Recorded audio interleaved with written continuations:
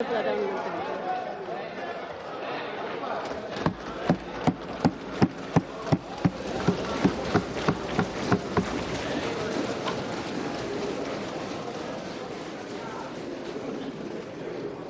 अध्यक्ष महोदय जी,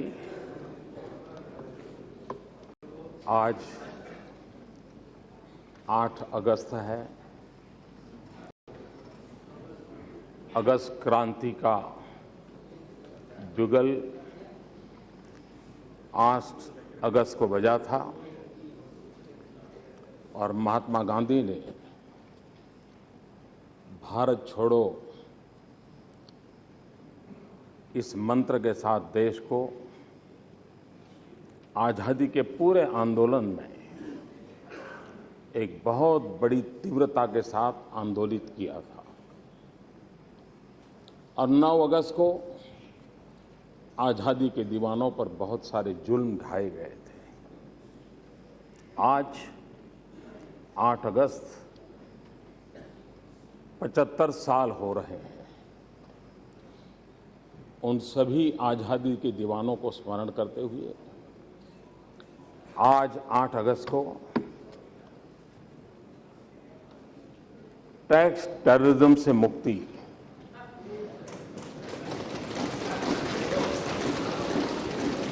उस दिशा में एक अहम कदम हमारी संसद दोनों सदन के सभी सांसद मिलकर के एक बहुत बड़ा अहम कदम उठाने जा रहे हैं। हमारे देश में टैक्स को लेकर के कैसी स्थिति रही है,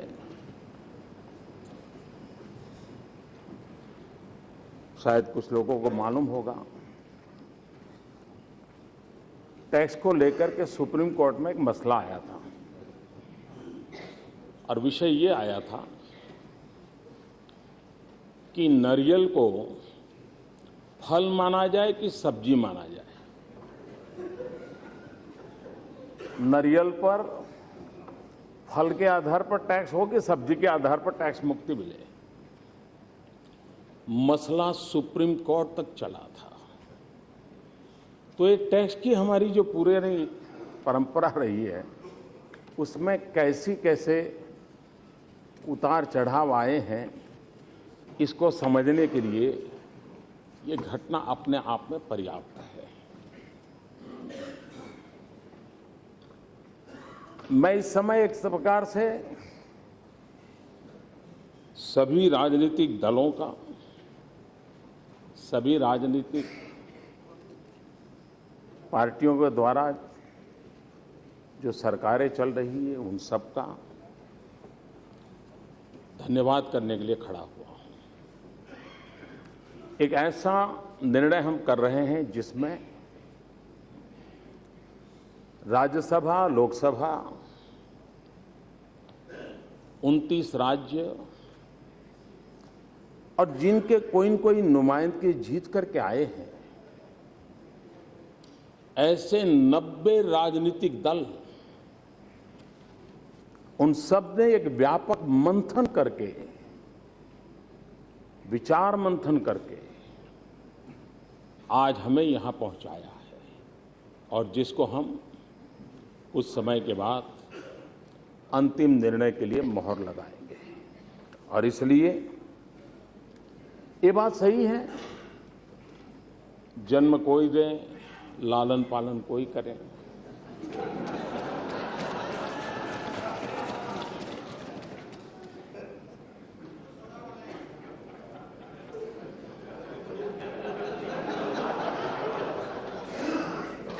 कृष्ण को जन्म किसी ने दिया, कृष्ण को बड़ा किसी ने बनाया।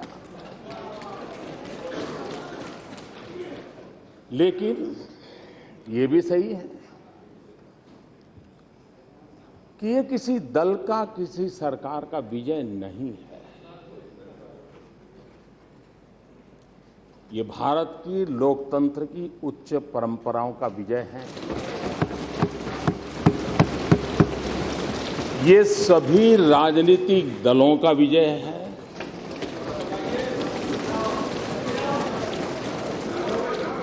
ये पहले की और वर्तमान सभी सरकारों के योगदान से है और इसलिए कौन जीता कौन हारा, इसके लिए मैं नहीं मानता हूं कोई विवाद की आवश्यकता है और इसलिए 1 मिनट प्लीज 1 मिनट। माननीय सदस्यगण, अगर सभा की सहमति हो तो इस बिल की समाप्ति तक सभा की कार्रवाई बढ़ा दी जाए। धन्यवाद। धन्यवाद अध्यक्ष महोदय जी, आपने मुझे, वरना मुझे लग रहा था खड़गे जी मेरे लिए समय रखेंगे कि नहीं रखेंगे।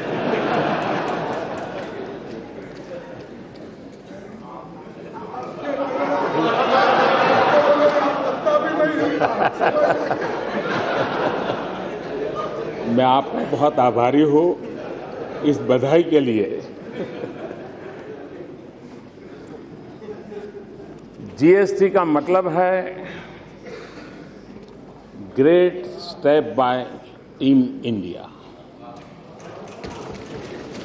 जीएसटी का मतलब है great step towards transformation. GST का मतलब है ग्रेट स्टेप्स टवर्ड्स ट्रांसपेरेंसी। और इसलिए हम एक नई व्यवस्था से जुड़ रहे हैं। एक भारत श्रेष्ठ भारत, ये हम सबका सपना है और एक भारत, जब हम रेलवे की तरफ देखते हैं एक भारत की अनुभूति आती है। जब हमारे डाकखाने देखते हैं एक भारत की अनुभूति आती है। जब हमारे ऑल इंडिया सिविल सर्विसेज को देखते हैं एक भारत की हमें महक आती है। हम आईपीसी सीआरपीसी की तरफ नजर करते हैं तो एक भारत की हमें पहचान मिलती है। जब आज हम भारत नेट की बात करते हैं, डिजिटल इंडिया की बात करते हैं, सागर माला की बात करते हैं, ये सारे उपक्रम एक भारत, इस भाव को बल देते हैं, ताकत देते हैं। और उसी सिलसिले में आज जीएसटी वो एक नया मोती इस माला में हम परो रहे हैं जो एक भारत के भाव को ताकत देता है। ये सिर्फ कर व्यवस्था नहीं है, सब राज्य और केंद्र मिलकर के एक ऐसी व्यवस्था विकसित करे जिसमें छोटा सा छोटा राज्य हो या बड़ा सा बड़ा राज्य हो, सबको ये व्यवस्था अपनी लगे।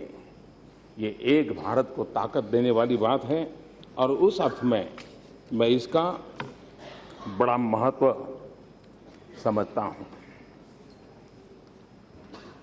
कभी कभी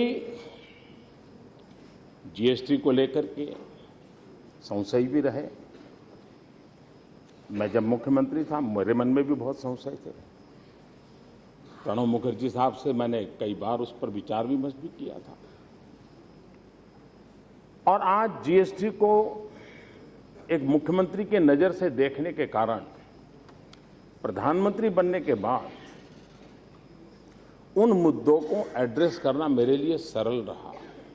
वो अनुभव मुझे काम आया और उसके कारण उस समय राज्यों की जिन बातों को हम एड्रेस नहीं कर पाते थे, कुछ बातें उजागर नहीं हो पा रही थी, कुछ बातें ओझल हो जाती थी, वे सारी बातें इतने लंबे काल के मंथन के कारण, और उसमें सिर्फ मेरा ही योगदान ऐसा नहीं, सबका योगदान है, बहुतेक कमियों को दूर करने में हम सफल हुए हैं। और यह सामूहिक मंथन का नतीजा है। फिर भी ये सत्य है कि हम परफेक्ट ही हो सकते हैं, कुछ कमी नहीं रह सकती है, आगे चल करके कोई कमी नहीं आएगी, ऐसा गुरु कम से कम इंसान तो नहीं कर सकता है। और इसलिए इतने सारे ब्रेन इन्होंने कसरत की है, कोशिश की है, अच्छा करने का प्रयास किया है और उस प्रयास का परिणाम भी मिलेगा। और आज देश अनुभव कर रहा है कि एक मंच, एक मत, एक मार्ग, एक मंजिल, ये मंत्र आज जीएसटी के इस सारी प्रोसेस में हम सब ने अनुभव किया है। और इसलिए ये बात सही है कि राज्यसभा में अंक गणित में तो ये बिल संकट में आ सकता था। ये भी सही है कि राज्यों को केंद्र के प्रति अविश्वास का माहौल था, अपने अपने अनुभवों के कारण था। और इसलिए सबसे बड़ी आवश्यकता थी कि राज्यों के में और केंद्र के बीच एक विश्वास पैदा हो। सबसे बड़ी आवश्यकता थी कि ये बात बहुमत के आधार पर निर्णय न हो।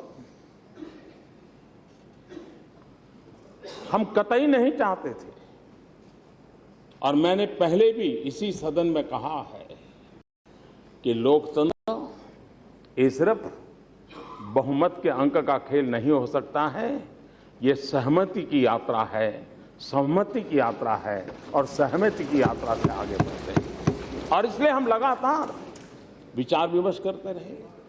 आज हमारे मोइली साहब को एक बात का बहुत बुरा लगा कि इस हाउस को जूनियर हाउस कहा जाता है। जो लोग इस प्रकार के शब्द प्रयोग करते हैं उन लोगों को आपका मैसेज जरूर पहुंचेगा। वो बदलेंगे कि नहीं बदलेंगे तो कहना कठिन है, लेकिन पहुंचेगा। लेकिन जब मैंने विचार विमर्श के लिए आदरणीय सोनिया जी को बुलाया था, आदरणीय मनमोहन सिंह जी को बुलाया था, एक लोकसभा से थे, एक राज्यसभा से थे, मैंने दोनों को बराबरी का महत्व देते हुए जीएसटी को लेकर के विचार विमर्श किया था। और इसलिए हमारी ये कोशिश रही है, सबके सुझावों को स्वीकार करने का प्रयास किया गया है। हम जानते हैं कि एक अभूतपूर्व सहमति का माहौल पैदा हुआ है और इसमें से एक शक्ति पैदा होती है, जो शक्ति राष्ट्र के लिए एक बहुत बड़ी अमानत होती है। हम सब अलग अलग राजनीतिक विचारों से जुड़े हुए हैं, राजनीति हम लोगों के जहन में है और हमारी बातों में कहीं न कहीं वो आ जाना भी बहुत स्वाभाविक है। लेकिन इस पूरे जीएसटी की चर्चा में हमने देखा कि पवित्र स्थान हम में से किसी ने इसको राजनीति का मंच नहीं बनने दिया। ये राष्ट्रीय मंच बना, राष्ट्रीय हितों को सर्वोपरि मानकर। ये भारत के लोकतंत्र के उज्जवल पहलुओं में से एक है। राजनीति से ऊपर राष्ट्र नीति होती है। इस बात को हम सब ने मिलकर के, इसका मतलब ये नहीं कि जो प्रस्ताव हुआ है उसमें किसी की कोई शिकायत नहीं होगी, और जरूरी नहीं कि वहीं शिकायत होगी। यहां भी कुछ लोग बैठे होंगे जिनको लगता हो साहब इसके बजाय ऐसा होता तो अच्छा होता, फुल स्टॉप यहां के बजाय कॉमा यहां होता तो अच्छा होता। ये रहना ही रहना है, यही तो लोकतंत्र की ताकत है। लेकिन उसके बावजूद भी हम सब लोगों ने प्रयास किया है कि इसको हम आगे बढ़ाएं। इस जीएसटी की व्यवस्था के कारण बहुत बड़ी सरलताओं की संभावनाएं हम देख रहे हैं। आज हम जानते हैं हर राज्य में अलग अलग भांति के फॉर्म भरना, ये भरना, इतना बड़ा लंबी प्रोसेस होती है और सरकारी अफसरों का भी उन कागजों को करने में अभी एक यूनिफॉर्मिटी आ जाएगी। इसमें टैक्स सिस्टम के अंदर उसकी प्रोसेसिंग के अंदर, टैक्स के रेट के अंदर, और इसका एक सीधा परिणाम होने वाला है, एक मैसेज बहुत क्लियर जाने वाला है, consumer is a king. GST की सबसे बड़ी एक विशेषता यह है कि इससे साफ मैसेज जाने वाला है, ultimately consumer is a king. और एक कानून, एक व्यवस्था कंज्यूमर को किंग बनाए, ये मैं समझता हूं अपने आप में एक बहुत बड़ा योगदान। आज इस जीएसटी के बाद मेरा अंदाज है 7 से लेकर के 11 तक अलग अलग जो कर व्यवस्थाएं हैं, जिससे छोटे मोटे सब उद्यमी को, व्यापारी को जुड़ना पड़ता है। इसके कारण 7 से लेकर के 11, 12, 13 तक ऐसी सारी कर प्रथाएं, इसके काम समाप्त हो जाएगी, एक सरलीकरण आ जाएगा और इससे छोटे उद्यमियों को भी लाभ होगा और कंज्यूमर को सबसे ज्यादा लाभ होने वाला है। जीएसटी जो छोटे उत्पादक है उनको सुरक्षा की गारंटी देता है और हमारे देश की इकोनॉमी को ड्राइव करने में ये जो छोटे छोटे उद्यमकार है वो एक बहुत बड़ी ताकत है। हम उनको जितना सुरक्षित करेंगे उतना मैं समझता हूं कि इसके कारण बहुत लाभ होने वाला है। हम जानते हैं अर्थव्यवस्था का आगे बढ़ाने के जो भिन्न भिन्न पहलू होंगे, मेरी समझ में एक छोटा सा मत है कि अर्थव्यवस्था को सुचारू ढंग से चलाने के लिए, अर्थव्यवस्था को तेज गति से चलाने के लिए 5 बातों की ओर हम अगर ध्यान केंद्रित करते हैं, man, machine, material, money and minute, समय, इनका ऑप्टिमम यूटिलाइजेशन अगर ये करने में हमारी व्यवस्थाएं आगे बढ़ती हैं तो इकोनॉमी को बढ़ने के लिए और कोई नए अवसर तलाशने नहीं पड़ते हैं। आज हम देखते हैं कि हमारी चुंगी प्रथा के कारण, चाहे ऑक्ट्रोय का स्थान हो, चाहे स्टेट के बीच में 2 स्टेट जहां बॉर्डर पूरी होती है वहां चुंगी नाका हो, हम मीलों तक कतार देखते हैं हमारे व्हीकल्स की, मशीन व्हीकल। और ऐसा अनुमान है कि हमारे देश में ये जो चलते फिरते साधन है वे अपनी कैपेसिटी का सिर्फ 40% ही यूटिलाइज करते हैं, 60% उसको कहीं न कहीं रुकना पड़ता है।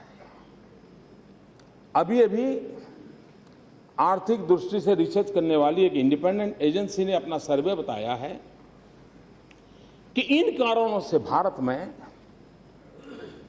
1,40,000 करोड़ रुपयों का वेस्टेज होता है, जस्ट इन्हें रुके रहने के। उसमें सारा का सारा भूमिका चुंगी की नहीं है, लेकिन बहुत बड़ा मात्रा में चुंगी भी है। जीएसटी के कारण ये सारे हर्डल और प्रकार के होंगे, वो तो समय रहते निकलेंगे, लेकिन उसके कारण एनवायरनमेंट को फायदा होगा। जो गाड़ियां खड़ी रहती हैं, पेट्रोल जलता रहता है, डीजल जलता रहता है, हमारी बहुत सामान एक जगह से दूसरी जगह पर पहुंचने में जो देर होती है, इन सारी चीजों में एक बहुत बड़ी सुविधा पैदा होने वाली है और उसके कारण एक सरलीकरण आने वाला है और जिसके कारण हमारे देश को, हम जो विदेशों से इतना बड़ा पेट्रोलियम लाते हैं उस पर भी हमें कमी आएगी और एक प्रकार से हमारे यहां सब प्रकार की शक्ति रखने वाले राज्य नहीं है। हर राज्य एक दूसरे के साथ इंटरडिपेंडेंट है। किसी को एक चीज किसी से लेनी पड़ती है, एक चीज किसी दूसरे राज्य को देनी होती है, तब जाकर के उनका कारोबार चलता है। और उसमें आज की व्यवस्थाएं बड़े हर्डल पैदा करती है। इस एक व्यवस्था के कारण उसमें जो कठिनाइयां हैं, उस कठिनाइयों को दूर करने में सुविधा होगी, ऐसे राज्यों की इनकम बढ़ेगी। आज जो राज्य हमारे देश में पिछड़े हुए राज्य माने जाते हैं, इस व्यवस्था के कारण उनकी आय बढ़ना एक गारंटी है इसमें। और उसके कारण इन राज्यों को शिक्षा में अगर धन लगाना है, हेल्थ सेक्टर में धन लगाना है, इंफ्रास्ट्रक्चर में धन लगाना है, तो उनके लिए ये इस व्यवस्था के कारण जो आय बढ़ने वाली है, उस आय से बहुत बड़ा लाभ ऐसे राज्यों को होने वाला है। और ये बात निश्चित है कि भारत के विकास के लिए पश्चिम में जिस प्रकार से विकास हम देख रहे हैं, सबसे पहली आवश्यकता है हिंदुस्तान के पूर्वी हिस्सा, उसको उसकी बराबरी तुरंत लाना चाहिए, वरना यह असंतुलित विकास देश को तेज गति से नई ऊंचाइयों पर पहुंचाने में रुकावट पैदा कर सकता है। जीएसटी के कारण ऐसे राज्यों को एक नया अवसर मिला है और मैं आज ऐसे राज्यों से अनुरोध करूंगा कि जीएसटी लागू होने के बाद वे मैक्सिमम फायदा इसका उठाएं। जो धन उनके पास आए, उस धन को राज्य की मूलभूत चीजों पर अगर बल देंगे, देखते ही देखते देश जिन सपनों को देख रहा है, उन सपनों को हम पूरा कर पाएंगे। जीएसटी के कारण ये बात सही है, मैन्युफैक्चरिंग स्टेट के सामने कुछ तकलीफें हैं, कंज्यूमर स्टेट को ज्यादा फायदा होने वाला है, लेकिन भारत सरकार ने जीएसटी के माध्यम से उनको कॉम्पनसेट करने के लिए जीएसटी में उसका प्रावधान किया गया है और इसका फायदा जिन राज्यों को ये तकलीफ होने वाली है, उसका भी समाधान इसमें होने वाला है। आमतौर पर दो भाइयों के बीच भी अगर झगड़ा हो जाता है, सगे भाई के बीच में, तो या तो संपत्ति के कारण हो सकता है, राज्य और केंद्र के बीच का तनाव भी ज्यादातर या तो प्राकृतिक संसाधनों को लेकर के रहता है या तो संपत्ति को लेकर के रहता है। भाई इतना टैक्स है, हमें क्या देते हो, ये मिलना चाहिए, वो मिलना चाहिए, रहता है। इस व्यवस्था के कारण एक ट्रांसपेरेंसी आएगी, केंद्र और राज्य से कितना धन एकत्र हो रहा है, किस खजाने में कितना जमा हो रहा है, ये राज्य को भी पता भी होगा, केंद्र को भी पता होगा और लिखित नियमों के आधार पर उसका बंटवारा भी होगा। और उसके कारण फेडरल स्ट्रक्चर में सबसे बड़ी आवश्यकता होती है विश्वास। ये विश्वास पैदा करने के लिए एक बहुत बड़े कैटलिक एजेंट के रूप में ये नई व्यवस्था काम आने वाली है, जो भारत के फेडरल स्ट्रक्चर को मजबूत करने वाली है। और ये जो भी टैक्स कलेक्शन होगा वो दोनों की जानकारी में होगा, जिसके कारण बहुत सुविधा बढ़ने वाली है। अच्छा होता हमारे खड़गे जी ने इस बिल की कुछ बातों को बारीकी से देखा होता। शायद जिस समय बना होगा उस समय शायद देखने का अवसर न मिला हो, लेकिन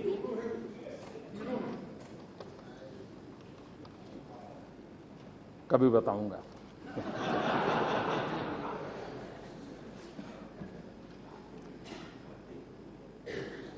ये जीएसटी बिल ऐसा है कि जिसमें गरीबों के लिए उपयोगी जितनी चीजें हैं वो सभी टैक्स के दायरे से बाहर है। सभी टैक्स के दायरे से बाहर है। कंज्यूमर इन्फ्लेशन निर्धारित करने के आइटम में लगभग 55% फूड और जरूरी दवाएं ये जीएसटी के बाहर है। और इसलिए बोलने के लिए तो कुछ चीज़ अच्छी रहती है और वो भी आपको भी तो कुछ मीडिया में कल जगह मिलनी चाहिए और मेरी शुभकामनाएं हैं, लेकिन सच्चाई कुछ और है। इस व्यवस्था के कारण कभी कभार कुछ चीजें कैसे फायदा करती हैं। हम लोगों को मालूम है कि हमारे देश में रेवेन्यू और फिस्कल डेफिसिट ये हमेशा एक रहता था, फिर कर्ज करो, फिर राज्य कर्ज में डूब जाए, ये चलता रहता था। और सभी ने मिलकर के एक एफआरबीएम कानून की ओर गए। फाइनेंशियल डिसिप्लिन के लिए राज्यों ने भी उस बात को स्वीकार किया, केंद्र ने भी दबाव पैदा किया और एक प्रकार से भारत में एफआरबीएम कानून के कारण रेवेन्यू एंड डेफिसिट दोनों के बीच में एक तालमेल का एक संतुलित प्रयास हुआ है और उसके कारण राज्यों की इकोनॉमी में, उसकी इकोनॉमिकल हेल्थ में एक तंदुरुस्त बदलाव आया है, सकारात्मक बदलाव आया है। इस सरकार ने कानूनन एक महत्वपूर्ण फैसला लिया है और कानूनन मैं कह रहा हूं उसका बड़ा महत्व है। और कानूनन फैसला ये लिया है, हमारे देश में एक बड़ी चर्चा चल रही है, रिजर्व बैंक की सोच एक होती है, सरकार की सोच दूसरी होती है और हमेशा ग्रोथ और इन्फ्लेशन की बातें एक दूसरे के साथ जोड़ करके देखी जाती है और हमेशा होता है कि भाई इन्फ्लेशन है इसलिए ब्याज दर का ये स्थिति रहेगा, ब्याज दर की स्थिति ये रहेगी तो इन्वेस्टमेंट नहीं आएगा, इन्वेस्टमेंट नहीं आएगा तो ग्रोथ, ये सारी विवाद हम सुनते आए हैं। पहली बार इस सरकार ने कानूनन रिजर्व बैंक के साथ कहा है कि अब इन्फ्लेशन 4% स्थिर करना चाहिए, 2% प्लस माइनस कानूनन कहा है और ये 2021 तक ये रहेगा और इसके कारण अब सब जितनी भी फाइनेंस से जुड़ी हुई इंस्टीट्यूशन है उनका इन्फ्लेशन के संबंध में एक जिम्मेवारी बनने वाली है। पहली बार ये कानूनन किया गया है और उसका लाभ मैं समझता हूं कि आने वाले दिनों में हमारी टैक्स कलेक्शन सिस्टम को, हमारा जो मनी बल्क है उस बल्क का डेवलपमेंट के लिए उपयोग करने की दिशा में और अधिक जिम्मेवारी बढ़ेगी और माहौल बदलेगा, ऐसा मेरा पूरा विश्वास है। ये बात सही है, देश आजाद हुआ आज तक गरीबी से हम लड़ रहे हैं। जब कोई कहता है कि 65% लोग गरीबी के नीचे हैं, ये विरासत हमें मिली है, हमें मालूम है, लेकिन कुछ अच्छा मिलता है तो कुछ कम अच्छा मिलता है, दोनों स्वीकार करना पड़ता है। अब हमारे भाग्य में देश की गरीबी हमारे नसीब में आई है, लेकिन गरीबी के खिलाफ लड़ने की इच्छा हम सबकी है और यहां बैठे हुए इस पार हो उस पार हो सबकी है। तरीके अलग अलग हो सकते हैं, हमारी कोशिश है economically empowerment of poor, educationally empowerment of the poor. ये दो ऐसी चीजें हैं जिसके माध्यम से हम एक ऐसी गरीबों की फौज तैयार कर सकते हैं जो स्वयं गरीबी को समाप्त करके विजयी होने के लिए सर खड़ा करके निकल सकती है। और इसलिए जीएसटी इस माहौल को तैयार करने में एक बहुत बड़ा प्लेटफॉर्म बन सकती है और जिसके लिए गरीबी के खिलाफ लड़ने के लिए भी ये हमें काम आ सकता है। हम जानते हैं छोटे उद्यमकार बैंकों में लोन लेने जाते हैं, उनको कितनी दिक्कत होती है। हम कोशिश कर रहे हैं ये पुरानी आदतें बदलाव आए इसके लिए, लेकिन अब इतने सालों की आदतें कैसे बदलेगी, मेहनत तो कर रहे हैं, लेकिन ये सच्चाई है कि काफी बुरी आदतें पड़ी हुई है। छोटे उद्यमकारों को बैंक में अगर लोन लेनी है तो 50 कागज मांगेंगे, हर कागज को क्वेश्चन करेंगे, क्वेश्चन करके रिजेक्ट करेंगे और उनकी पसंदगी के लोगों को वो पैसे दे देंगे। जीएसटी के कारण हर व्यक्ति का आर्थिक कारोबार का खाका सर्टिफाइड रूप में एवरी मिनट अवेलेबल होगा। वो जब बैंक में उस खाके को रखेगा, किसी बैंक के पास डिस्क्रिमिनेशन करने की कोई ताकत नहीं होगी कि इसको लोन देना कि नहीं देना। गरीब से गरीब व्यक्ति को भी ये एक ऐसा सबूत सामान्य मानवी के हाथ में आने वाला है, जिस सबूत के माध्यम से वो सामान्य कारोबार करने वाला व्यक्ति भी, दूध बेचने वाला हो, चाय बेचने वाला हो, नाई हो, अखबार बेचने वाला हो, छोटा व्यक्ति भी, वो अपनी चीजों को लेकर के इस काम को कर सकता है। और इसलिए जीएसटी का सबसे बड़ी ताकत है टेक्नोलॉजी की, और उसके कारण रियल टाइम डाटा अवेलेबल होगा। और जब रियल टाइम डाटा अवेलेबल होता है तो व्यक्तियों को अपनी ताकत, अपनी क्षमता, उसको सबूत के रूप में पेश करने में कभी कोई दिक्कत नहीं आती है, और उसके कारण उसको इसका लाभ मिल सकता है।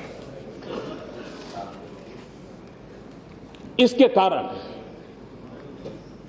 सहज रूप से जब धन की उपलब्धि होती है तो एक प्रतिस्पर्धा भी आती है। मैन्युफैक्चरिंग की प्रतिस्पर्धा की संभावनाएं बढ़ती है, और जब मैन्युफैक्चरिंग की प्रतिस्पर्धा बढ़ती है तब अर्थरचना को गति मिलती है, नए लोगों के लिए रोजगार उत्पन्न होते हैं, और इस व्यवस्था के कारण, मनी फ्लो बढ़ने के कारण रोजगार की संभावनाएं भी बढ़ने के लिए इस व्यवस्था के तहत पूरा अवसर मिलने वाला है। हमारे देश में निवेश बढ़ाने की दृष्टि से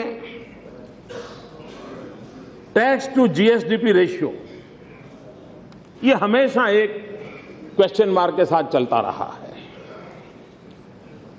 इस नई व्यवस्था के कारण ये सवालिया निशान हमेशा हमेशा के लिए मिट जाएगा, और इसके कारण राज्य भी अपने निर्णय करके विकास के, इंफ्रास्ट्रक्चर के, सोशल सेक्टर की मदद करने के सारी बातों को तेज गति से आगे बढ़ा सकते हैं, और मैं समझता हूं कि इसको बढ़ा पाएंगे। कभी कभार हम लोग भ्रष्टाचार के खिलाफ बहुत कुछ कहते हैं, लेकिन भ्रष्टाचार को खत्म करने के लिए व्यवस्थाओं को भी उतना ही मजबूत बनाना पड़ता है। व्यक्ति अच्छा ही करेगा, इस विश्वास के साथ इतनी बड़ी बातें चल नहीं सकती। अगर व्यवस्थाएं ठीक होगी तो गलत इंसान को भी व्यवस्थित रहने के लिए मजबूर होना पड़ता है। इस जीएसटी के कारण जो टैक्स चोरी करने की जो बातें होती है, हम जानते हैं हमारे यहाँ कच्चा बिल और पक्का बिल, ये शब्द ट्रेडर्स में बड़ा पॉपुलर है, कच्चा बिल और पक्का बिल।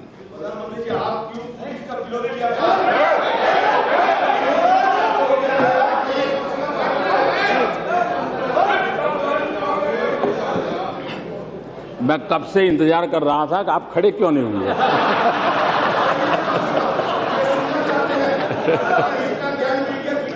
प्लीज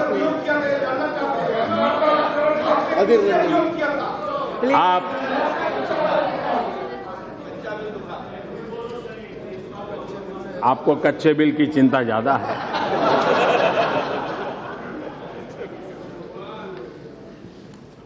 ये हमारे देश में एक कारोबार कच्चा बिल पक्का बिल, जीएसटी के कारण व्यापारी स्वयं प्रेरित होगा पक्के बिल के लिए।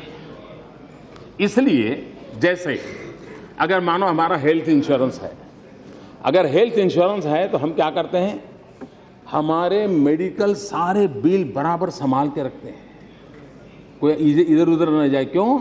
क्योंकि हमें मालूम है कि वो सारा रहेगा, तब जाकर के मैं क्लेम कर पाऊंगा, तब जाकर के मुझे पैसे मिलेंगे।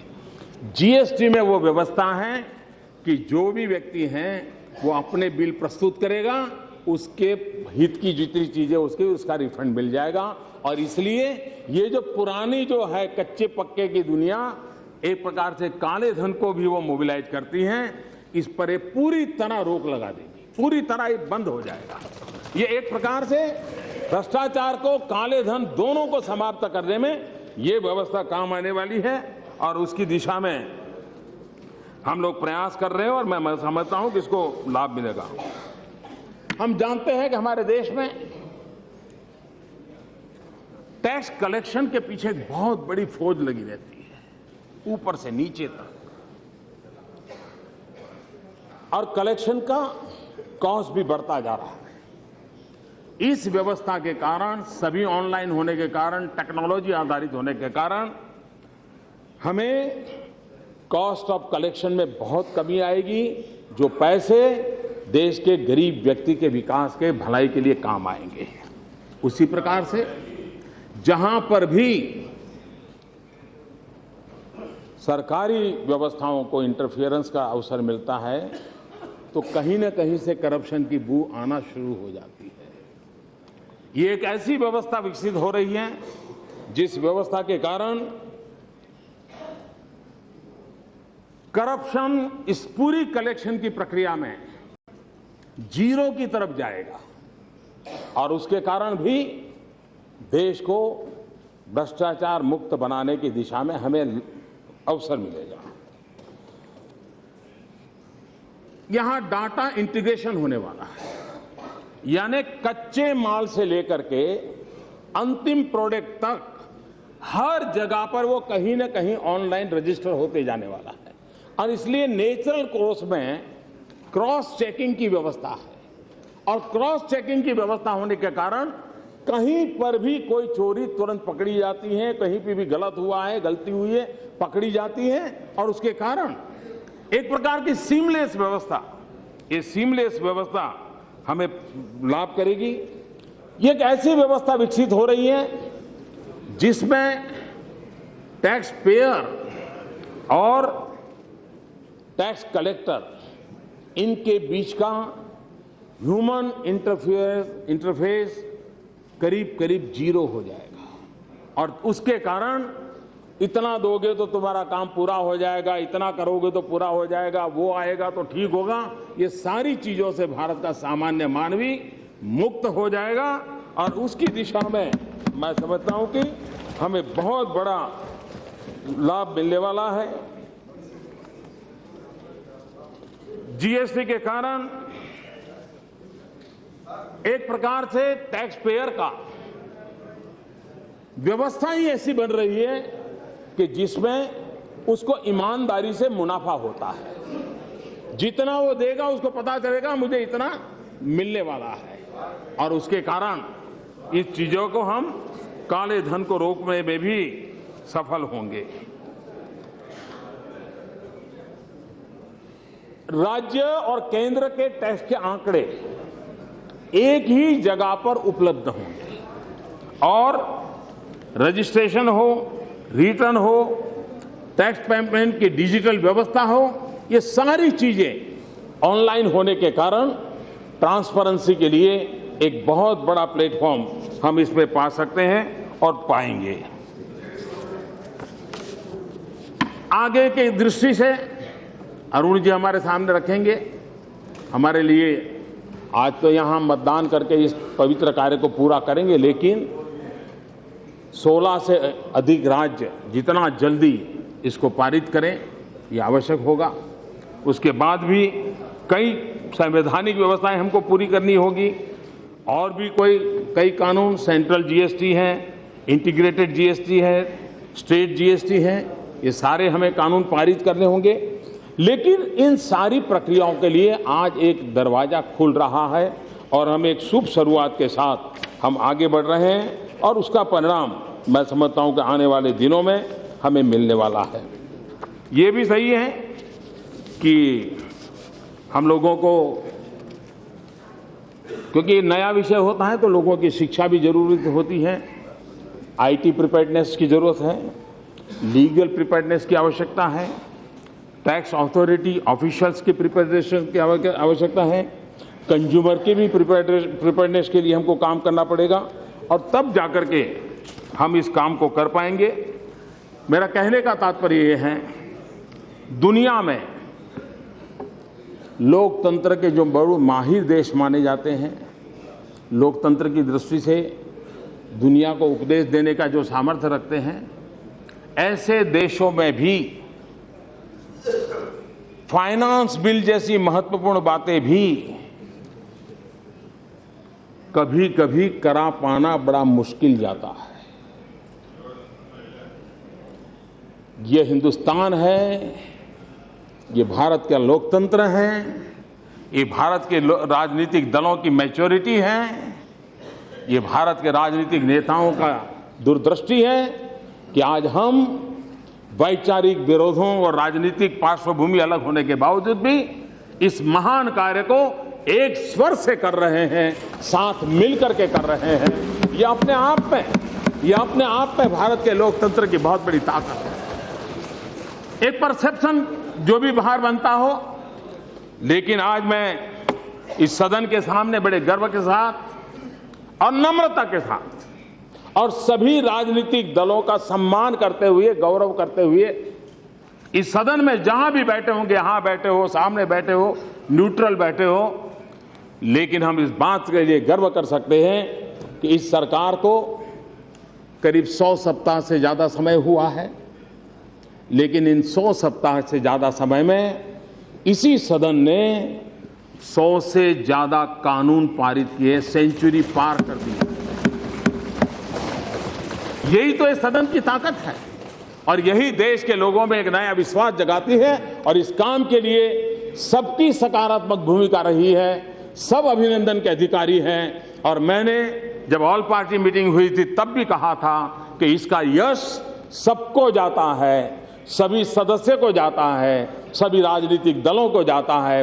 लगातार जिन जिन लोगों ने प्रयास किया है उन सबको जाता है और मुझे मेरे अपने विचार रखने के लिए अवसर मिला। मैं अध्यक्ष महोदय जी, सदन का हृदय से बहुत बहुत आभार व्यक्त करता हूं और हम सब मिलकर के इस कदम की ओर आगे बढ़े, यही शुभकामनाएं देता हूं। बहुत बहुत धन्यवाद।